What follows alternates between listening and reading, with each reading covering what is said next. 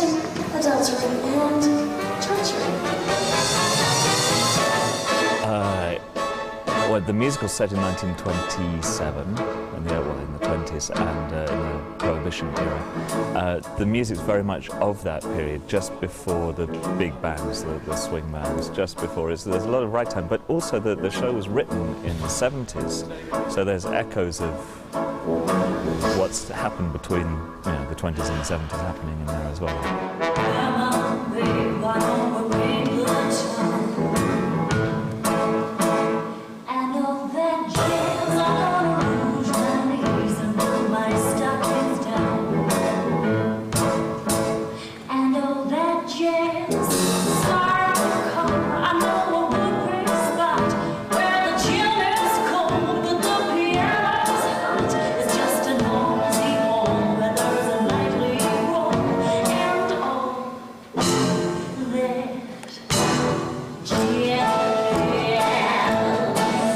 Yeah, the show opened first originally in '75 with under Bob Fosse's direction and choreography, starring Gwen Verdon and Chita Rivera, and it did really well. But actually, the story is pretty cynical, and it was ahead of its time.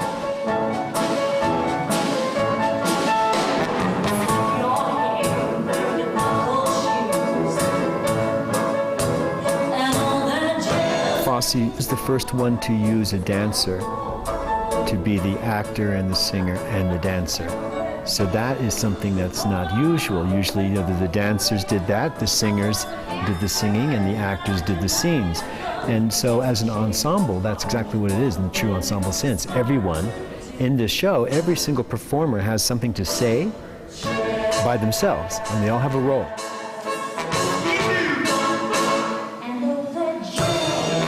Because Fosse was always interested in the deep underworld of Chicago, and because of the way he danced and the way he moved, there was a lot of sort of burlesque elements within the way he presented his work, which is pretty much what Chicago is all about. It's little bits and pieces of burlesque, the old burlesque show.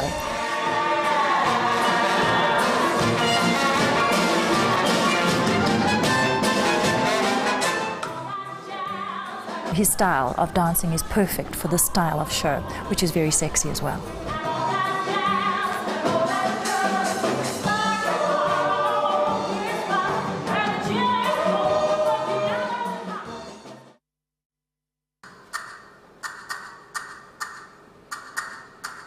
Well, she's in jail for murdering her sister and her husband as a start.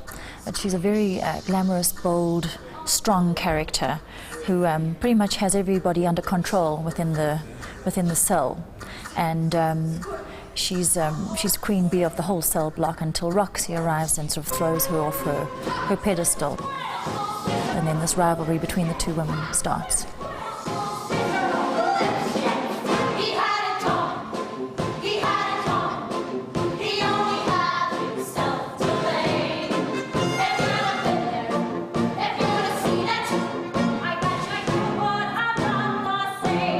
This show is not a cookie cutter. What we call that, like if you look at something like Les Mis, you know who's going to play those roles. In the chorus line, you know who's going to be which roles. And you can actually see, because the look and all that. In this, it can be all shapes, sizes, colors, and ages. She's somebody who has always wanted to be famous, wanted her name in the papers, wanted her face out there. And she thinks that it's passed her by. You're dealing with, everybody wants to be a celebrity at the moment, all these reality TV programs and, idols, and everyone wants to be a star, so everyone can relate to that sense of. And I mean, the Michael Jackson trial is on at the moment. It's relevant, it really is relevant to today.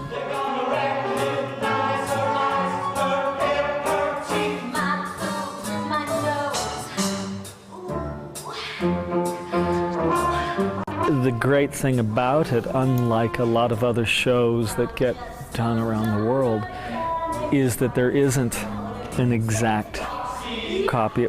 We search for unique talent everywhere we go, and they don't necessarily have to fit any kind of physical or age requirement. It's It's the talent that we look for.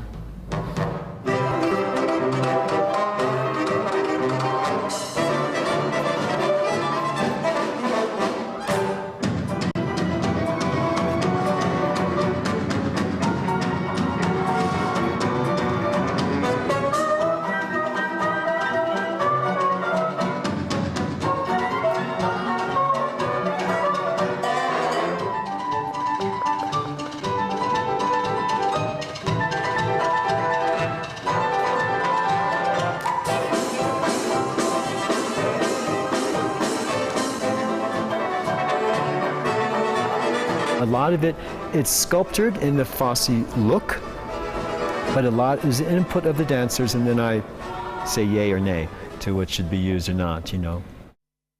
It starts with making them feel safe. That I always, from my point of view, the directing, I always make the cast feel like they can't make a mistake, that they are free to try anything, and to ask any question. There's no question that I consider wrong or foolish, and I generally I'm the one making the biggest fool of myself, so that they feel that they have permission to join in, and then I think that just begets an atmosphere of creativity. Notice how his mouth never moves. Almost.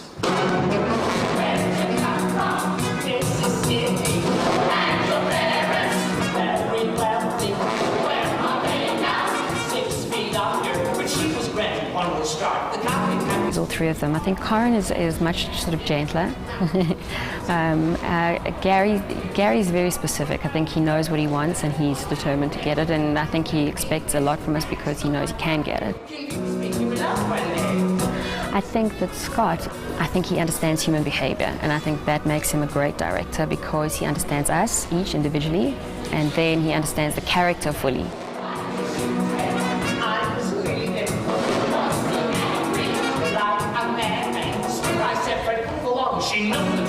It is everybody who's working on this show is absolutely fascinated with the way that Scott and Gary do work.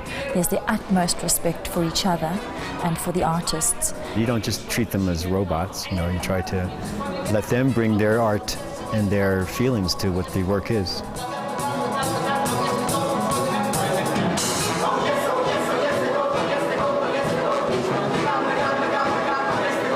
Particular production, I cannot praise our American choreographer and director enough. These are unique human beings, apart from anything, great nurturers of local talent, and they do believe in it, thank goodness. So they've been taking us through a wondrous growth process, but all the time they have, you know, confirmed that we have it. We have the goods, and we are delivering the goods. So I think we need to take that into our consciousness now, South Africans. We don't have to live in that shadow of Britain or America anymore. This is my first time working here, and I think there's an exceptional talent pool here, and I have had no problem at all getting the performances or helping them find the performances that they need to within these characters and within Chicago. So I think the talent pool is immense.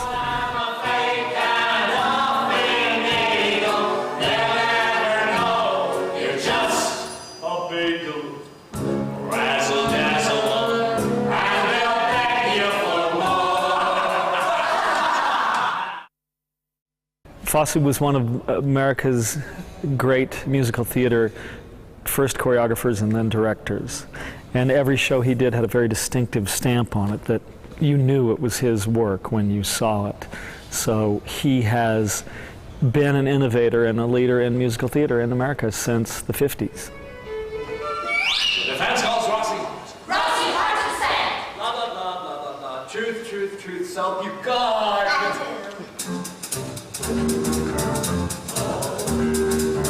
What is your name? Roxie, I have your estate in which you admit to having had illicit relations with the deceased, Fred Gaisler. Is this statement true or false? I'm afraid that's true. You're an honest girl, Roxie. The directors themselves have actually constantly reminded us we are in rehearsal. You're allowed to make mistakes.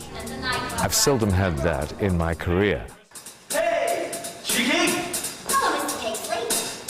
Fine ducks, ain't it? Why am I driving home? It's rained so hard. Oh.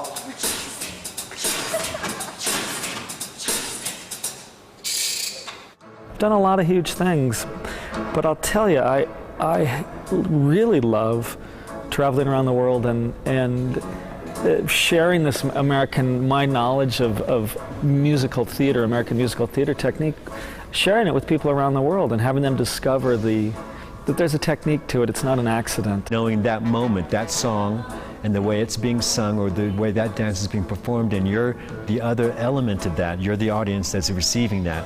So it's that live thing. There's nothing like it. It's that moment at that time. We're all jittering and tittering and waiting to get on there. We really can't wait. And each one of these productions are absolutely unique. The experience, the relationship with the people in it, how the show evolves and what it becomes, they're all very specific to the character of the plays. A show of this level can only encourage people to go to the theatre more often and spend their money on the theatre so that we can bring more productions like this out to South Africa. I think we're ready. I think that now all we need is an audience.